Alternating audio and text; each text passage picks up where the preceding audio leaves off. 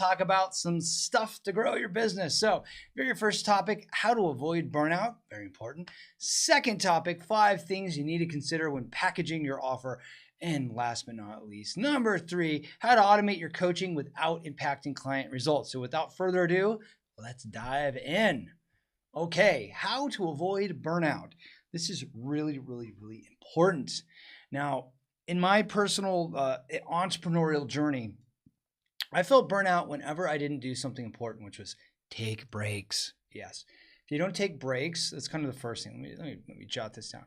One is take breaks. And I know that can be really freaky because take breaks. Oh my gosh, not as freaky as my handwriting. Because most of the time, especially when you're kickstarting your business, you need cash, right? You need money coming in, and you're this close to what you're doing, so you're grinding away, and that grinding away becomes this like hamster wheel where you're convincing yourself, I just do one more thing, and then magically everything's going to work. And the reality is that when you're on that hamster wheel, you're going to just wear out and you get banner blindness and you're just basically not efficient. So taking breaks, as painful as they can be, especially when you're in that cash strap stage, it's really the most important thing. Now, I had a great opportunity to meet a guy, Wayne Cotton. And if I remember correctly, his story, he was a workaholic, and he was having, again, if I remember correctly, this was like a decade ago, and Wayne was having some just stress-related medical issues, as you do when you're workaholic, and he came up with a thing called No Brown Days, which I really loved. And basically, what it was if this is your weekly calendar, each day you want to have a clear goal for that day. So basically, we're going to be talking about setting goals. And brown is, I don't know if you know about art, but if you mix all the colors of the rainbow together, you swirl them up, what color does it make? Yeah, it makes brown. Other things are brown because they're a mixture of a lot of things, if you know what I mean, right? So we don't want any brown poopy days, if you catch my drift. So what we want to do is have a theme or a topic for each day.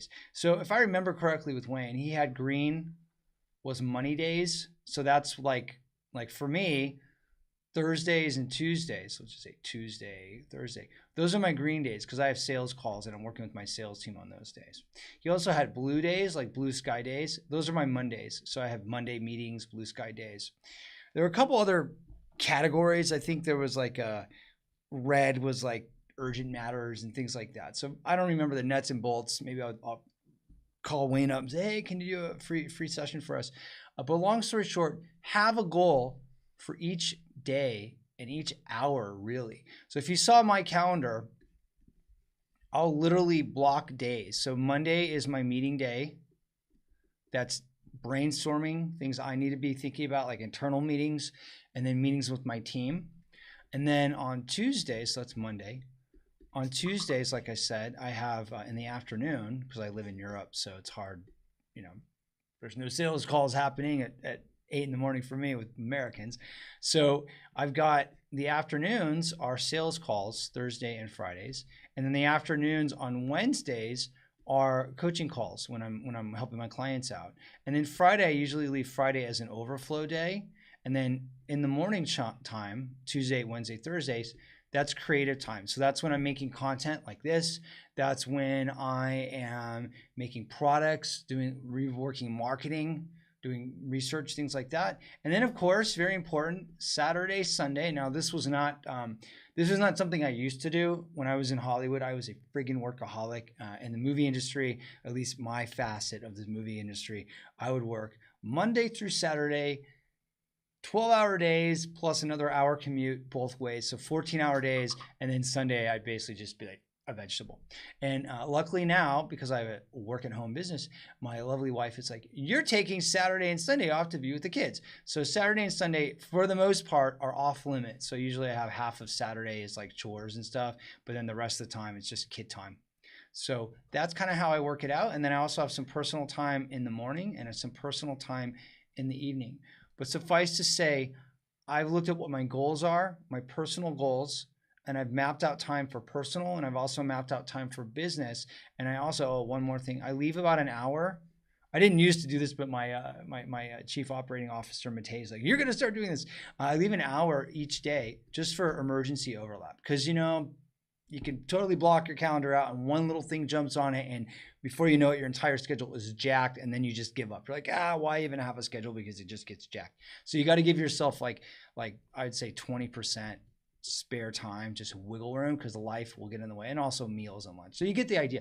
But basically, take breaks and block time out so you've got that time really clear, and you can educate everyone around you and be like, hey, during this time, I'm going to be in creative space, like buzz off, don't bug me.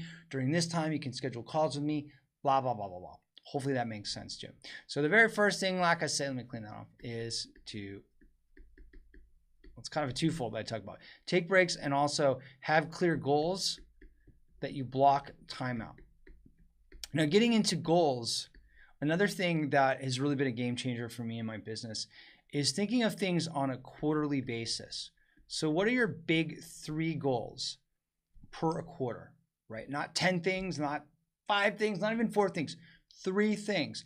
So for example, this last quarter, it's from January, February, March. I like to count on my fingers. So January, February, March, April, May, June, right?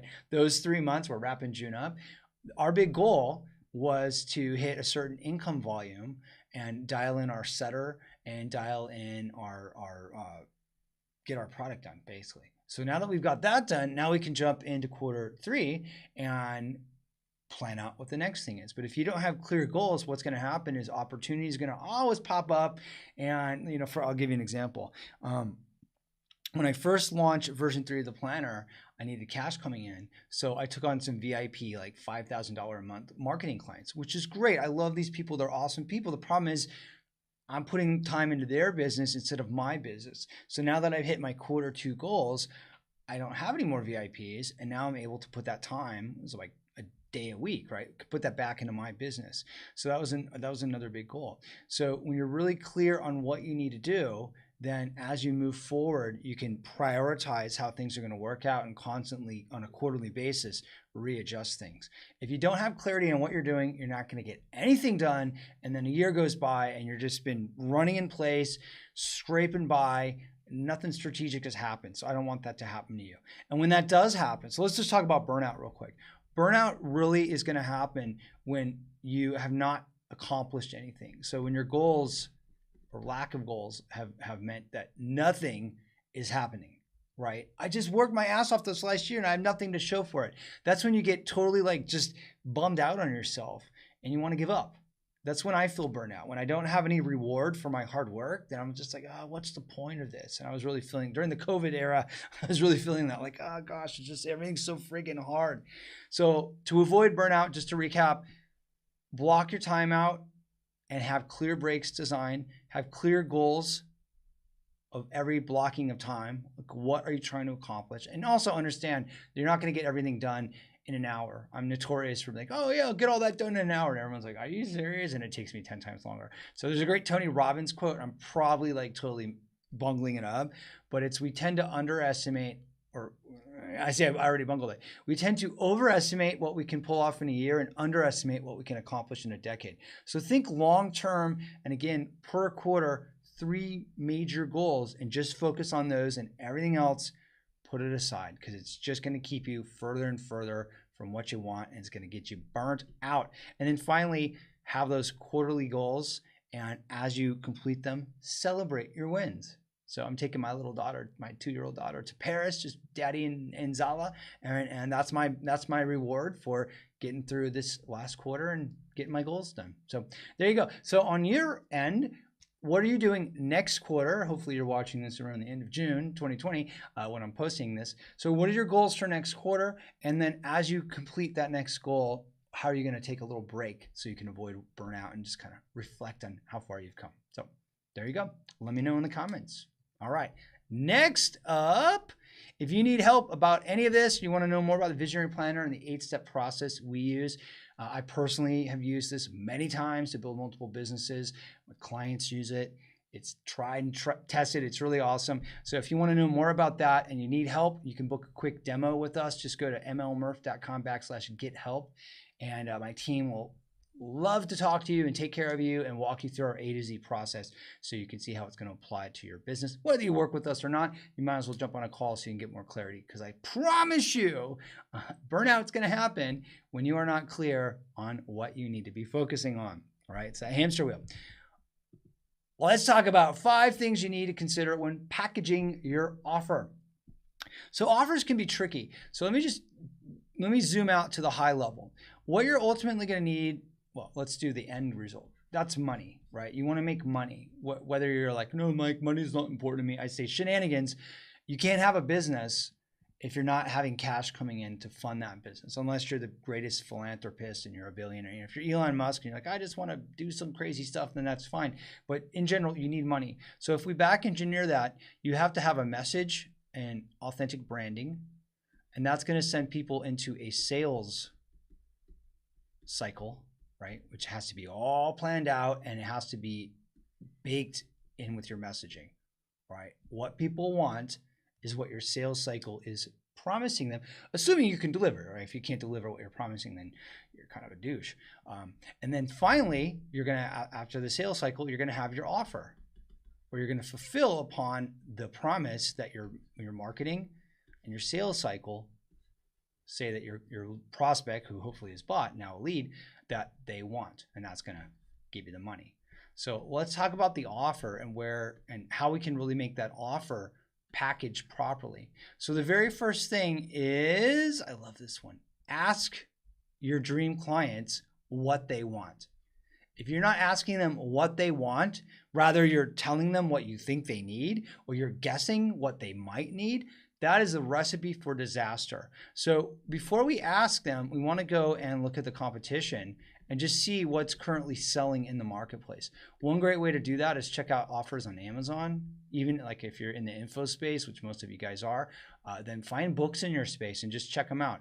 Another is to just look at ads. Look at the ads that are out there. So join different groups and like fan pages so you can start to see the ads that are served up.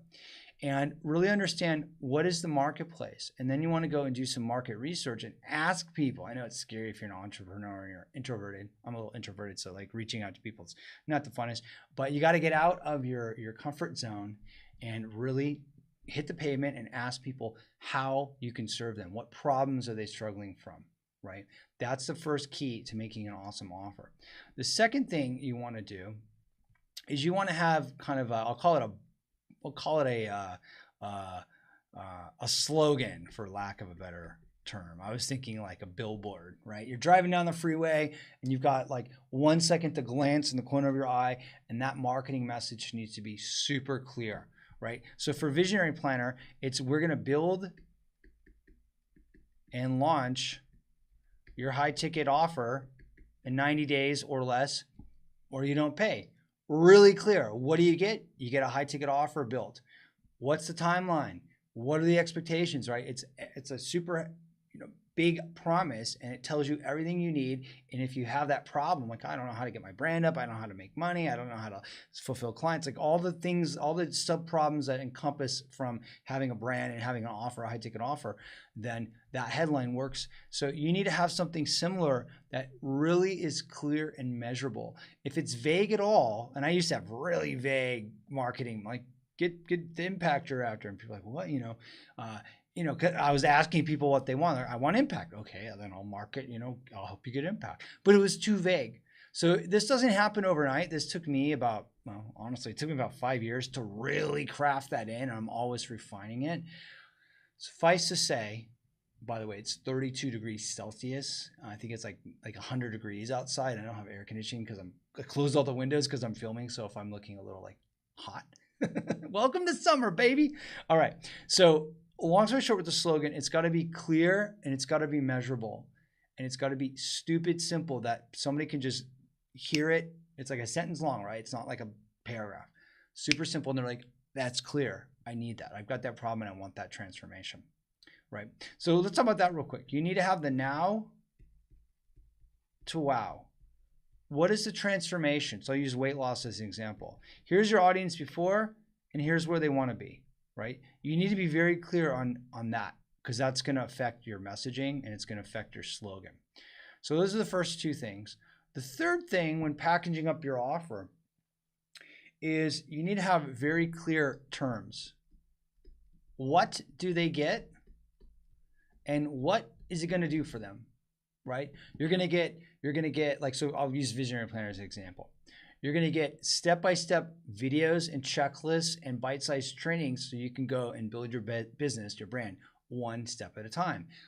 That's what it is. And then what's it going to do for you? That's going to help you stay focused, avoid overwhelm, and avoid all the time sucks that happen when you're trying to figure things out on your own, right?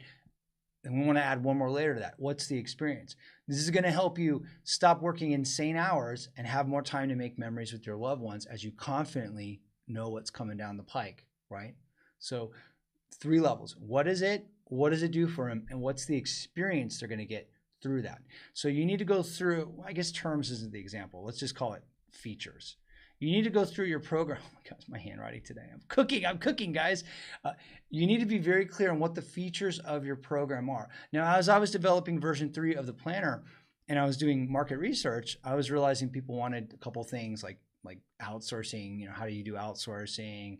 And they wanted like tech stuff and mindset. And there's all these like things that people are saying they wanted, but ultimately, as I dug deeper, those things didn't need to be like special features. They were just kind of baked into the other things. So I started removing those from the marketing and shifting over towards the big things that people wanted, which what I ultimately discovered is system.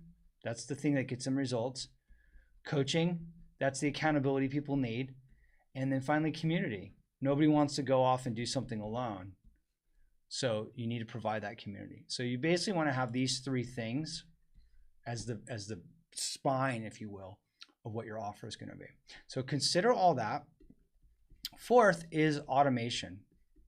Automation is really, really key because if you're currently doing one-on-one sessions with clients, there's only so many hours in the day. So let's get a little calendar here, right? So you've got Monday through Friday, and you're gonna have lunch, right? So you're basically gonna have like 8 hours a day. And that time gets eaten up. So let's say you've got 4 clients a day and you need to have gaps in between those clients. And then you're probably going to have a couple sales calls, like 2 to 3 sales calls a day. Now you're over that 8-hour mark and you're like, what the hell? I should just go get a corporate job. That's going to be easier. So you got to make sure that you're in your offer, you're designing it in a way that your clients get an amazing experience and you're not like working insane hours. And it kind of blows people's minds when I explain like how you can automate this, and I'll talk about that coming up in the next session. But you have to be very clear and respectful of your time. And I talked earlier about burnout. You're going to burn out if you're working like 12-hour days and there's no end in sight. So as you make that offer, you want to have different levels. You want to have the system level, which is like they go at their own pace, right? Self-study. You want to have the coaching, and that's where your time is going to come in, especially if you're going to do accountability coaching on top of the normal check-in calls. And again, I'll talk about that coming up. And then community is also off your time. So really your coaching, designing your coaching, designing those touch points, designing how much time you're going to put in, how much one-on-one time versus how much group time. And then as you scale and you have a team, your team's going to need your time. So your time's going to be eaten up really, really, really quickly. So you got to kind of plan all of that in advance. Finally, the 5th thing is experience. Now, if you're doing a high ticket, which is what I highly recommend, no matter what your niche is, you can find some subset of your audience is going to pay you a lot of money, a couple $1,000 or more for a high, for a exclusive, high touch point, white glove experience, right? Unless you're showing like, how to get over bankruptcy, then probably like pretty much everyone's going to not have money there.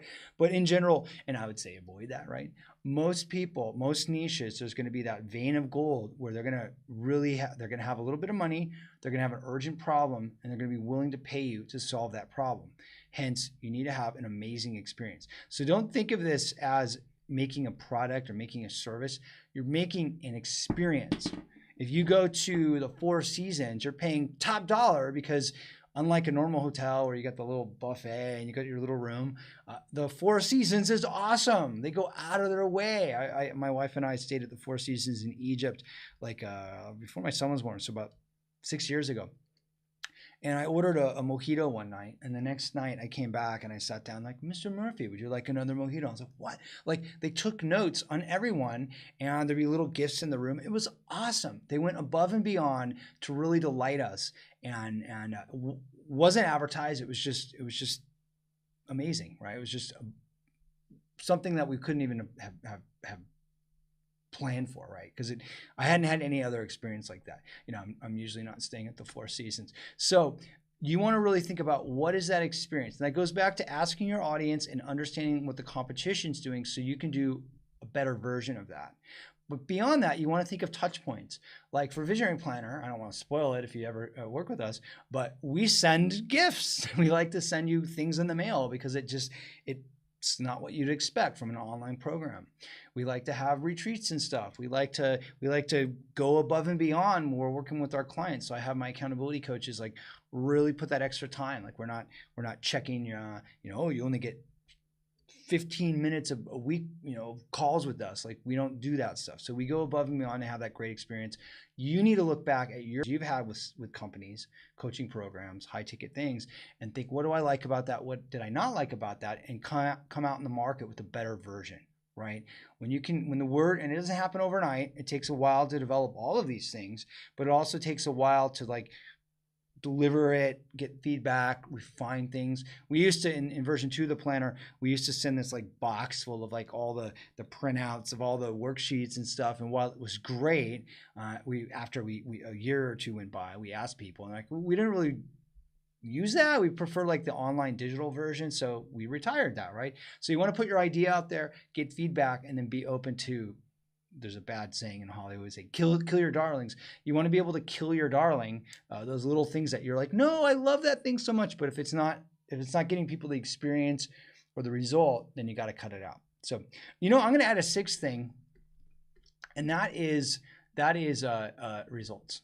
This is super important. Obviously, if you're charging people several thousand, like let's say you're a weight loss coach and you're, hey, pay me $4,000 and over the next 3 months I'll get you ready, for summer, you be in a bikini or whatever, and you can't fulfill that, right? You can't give people those results. Then you need to go back to your marketing. Maybe instead of 3 months, it's going to take you 6 months. So you need to go back and set very realistic expectations. But if you know that you can get that person the result in the time that you're marketing, then you need to go and really laser coach those people, especially at this high ticket level, right? This isn't a $300 course where people can just go at their own pace. You have to really make sure that your clients are getting the transformation, the outcome, the wow that you're promising them, right? And when you start getting those results, here's the great thing. You get amazing case studies, and my little scribbles. And then you take those case studies and you fold them back into your front end marketing. And now you got this feedback loop that keeps growing and growing and growing and growing until you get to the point where people just jump on sales calls and like, no, I've checked out all your marketing. It looks great. It's totally what I need. Let's party, right? That's where you want to get to. So 6 things to consider when packaging your offer. Let me know if you have anything else, or if you have any questions about any of that, just drop a comment.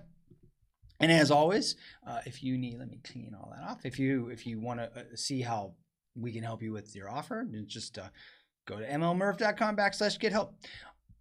Okay. Last but not least, let's talk about how to automate your coaching program without impacting client results. So there's a big fear people have is, if I'm used to doing one-on-ones, Mike, and what if how do I keep serving people but not having these endless one-on-one calls with people? So I'll walk you through that. Now the problem with the one-on-one call, so let's say there's 2 types of people. I'll use Bob, and here's Sally.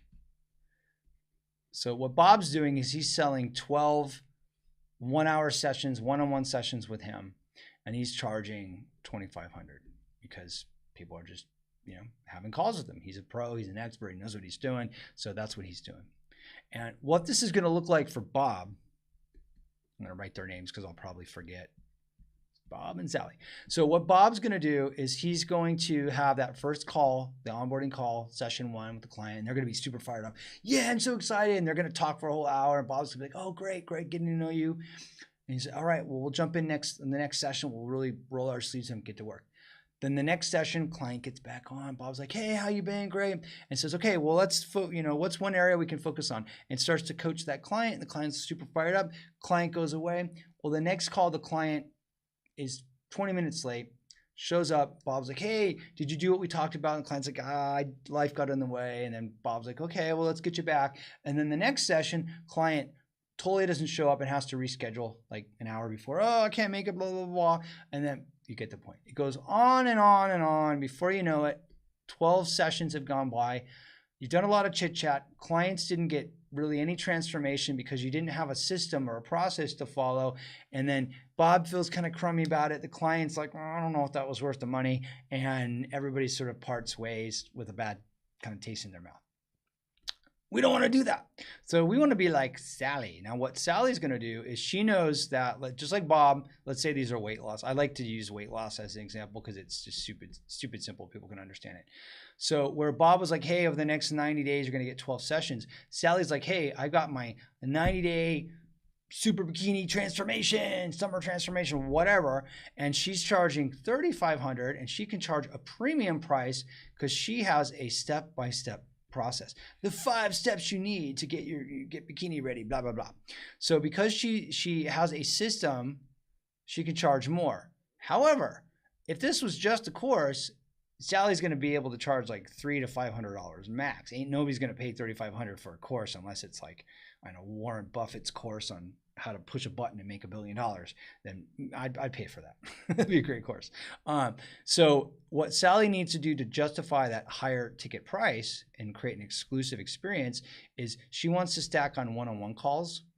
I'll explain that in a second. She wants to stack on group calls.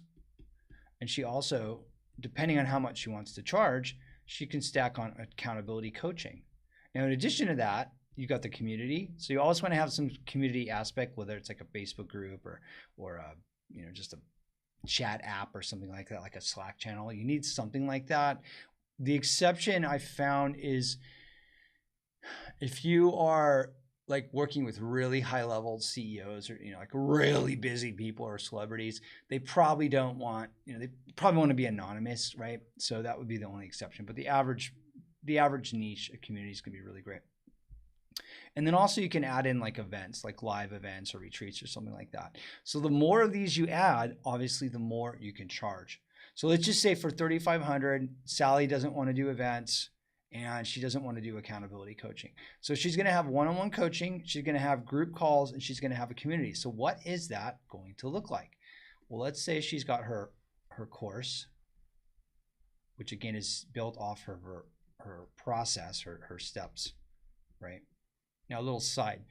Depending on your niche, you're either going to have steps, which is to do this and then do this and then do this. Like it's chronological, or you're going to have categories. So in the case of weight loss, you can't really say, okay, step 1 is go to the gym on Tuesday, and step 2 is eat right on Tuesday, and step 3 is go to the gym on Wednesday, and step 4 is eat right. You get the point. So instead you have categories. Always be focusing on exercise. Always be focusing on nutrition. Always be focusing on mindset. So it really depends on your niche and the problem you're solving, if it's going to be either straight up steps or it's going to be more categories or a hybrid. I have some clients where they have like step 1 do this, step 2 do this, step 3 do this, but then in step 3 there's different like kind of subcategories to focus on. So we'll talk about that another time. So long story short, you're going to have your main course, which eventually you can just rip out and sell as a standalone $300 to $500 course. And then you're going to have, on top of that, you're going to have group calls. These group calls are going to happen, for example, 1 hour every week. So in 1 month, a lot of people ask me like, oh, how much time does it take to operate this? So 1 month, you might have 4 hours of group calls. And then remember good old Bob that had 12 1-hour sessions. So that would be a maximum of 12 hours, plus probably like 30 minutes, give or take, on either end of like prep or wrap up, or even an hour or so. So Bob's probably putting in 15 hours per client.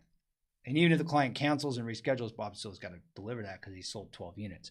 So what Sally's going to do is, as somebody wraps up step 1 of her program, she's going to have a one-on-one call. And instead of that being a 1-hour call where it's like, hey, let's just randomly talk about stuff, it's like a 25 to 35-minute call where her client has gone through the step, they've gone into the learning portal, they've taken action, and they've completed something. They completed a worksheet, they did an exercise, right? Maybe if it's weight loss, they went and they bought new running shoes, right? They did something measurable and tangible, and then Sally gets on a call with that person and just laser coaches them to review what they did. Now, in some instances, they can just, the person can just submit it. So like for Visionary Planner, when you get your funnels ready, you just submit the links and I'll make a video and be like, okay, I give you an overview. There's no reason to be on a call. It's better for my time management that I can just do that when I need to, like make the video when I need to. And it's better for the client because they don't have to show up for a call. They can literally just watch me giving them feedback and they can go and review that anytime. So you need to determine the touch point, if it's going to be a live one-on-one session or if it's more like a video response. You get many touch points, but you want to be very, the less touch points, the better. You need enough that the client's not kind of going to go off into the woods on their own, but not too many where it becomes overwhelming. Like you don't want to join a coaching program where you've got like 7 required calls a week. You're like, oh my gosh, that's way too much. So you got to be respectful of people. So getting back to this, as Sally's clients complete the step and they have that measurable thing, she's going to have a one-on-one call. Now, the genius of this is client only books that call once they've completed the step. So you're going to get a couple clients, hopefully not too many because you're going to really do great sales and have a great program. But you're going to get some clients that are super fired up and then they just sort of, they peter out. Like they might show up on the first 2 calls, but then they don't show up anymore. So what that means is where Bob has basically sold his time, he sold his 12 to 15 hours of time, Sally is selling the process and the experience. So whether that client actually gets through the program and books the time with her doesn't matter, right? She'd like to do it. She wants to get her clients results, but it doesn't matter. Whereas Bob is screwed. Bob is baked into this time suck. And Bob also can't scale. He can only serve so many clients at once. So think of this, you got to serve your clients, you got to run your business, and you got to do sales. So there's 3 major job functions you have to do. And there's only so many hours in the day. Sally, meanwhile, she knows that instead of 12 to 15 hours per client, she's looking at maybe 2.5 to 3 hours with these one-on-one sessions. And then her group coaching per client, let's just say it's 3 hours per client over 90 days. And then she's got her group calls 1 hour every week. So she's doing good. She's working a lot less than poor Bob. So Bob has 10 clients at 12 hours. So he's selling basically his stuff for 120 hours of his time, where Sally, she would be selling 30 hours. So 3 hours times 10 clients plus, let's say in a 90-day period, that's another 12 hours. So that's what, 42 hours versus 120 hours. And Sally can charge an extra $1,000 because she's got a process and an experience. Do you want to be Bob? Poor Bob. Or do you want to be Sally? I know. It's like a stupid math question from high school. So there you go. That's how you can automate your expertise without impacting client results. In fact, you're going to actually get client results by going the Sally route because you've got a structure. People are aware what they're working on, what the milestone is, what the timelines are, and what happens next. That's how clients get results. Okay, so we talked about one-on-one, we talked about the group. Oh yeah, accountability coaching. That's an extra layer. The accountability coaching does eat up a lot more time. So if you're just launching, I would advise you avoid the accountability coaching, offering it, because it's gonna, it's just you. It's gonna be a lot of work for you, a lot of extra time that you need to be spending on getting sales and getting leads in your pipeline. But as you scale, you can add accountability coaching. So let's say that Sally in her program, her 90-day to lose weight program, she adds in an accountability coach, and now she can take that price from $3,500 to $4,500 with no extra time commitment from Sally. And let's say her coach costs her maybe $500 per client. Now you obviously, Sally would have to know her numbers and all that. But if she's it's costing her $500 over the 90 days for the accountability coach to fulfill that client, now that's a $500 profit. So Sally's making $4K Poor Bob Bob's just hemorrhaging money. I feel bad for Bob. So that is how that works and how you can start freeing your time once you're strategic. So if you want to know more about how that's going to apply to you, then as always, jump on a quick demo call with us, mlmurph.com/get help, and we're here to help you. Otherwise, whether you work with us or not, you book a call or not, all good. Hopefully, though, you learn from this and you can have some ideas you can go off and implement inside of your business. So on that note, I know how lonely it can be and how stressful it can be to build a business, but when your vision's really strong and you really have that heart and you want to help people, it's going to be worth it, right? There's going to be dark times. It's not going to be easy. I wish I could say, just push a button, magic button, or just hire the visionary planner. Everything's going to be great. But the reality is building a business is a journey, and it's going to be a lot of work, and you're going to have high moments and down moments, and you just have to like go step by step and really pace yourself. Going back to what we talked about in the beginning, you got to take those breaks. You got to have goals. You got to really like just be strategic. The worst thing you can do is just be reacting to things because you're not strategic, right? All right, guys, you got this. Crush it. Make your dreams happen. And I'll see you in the next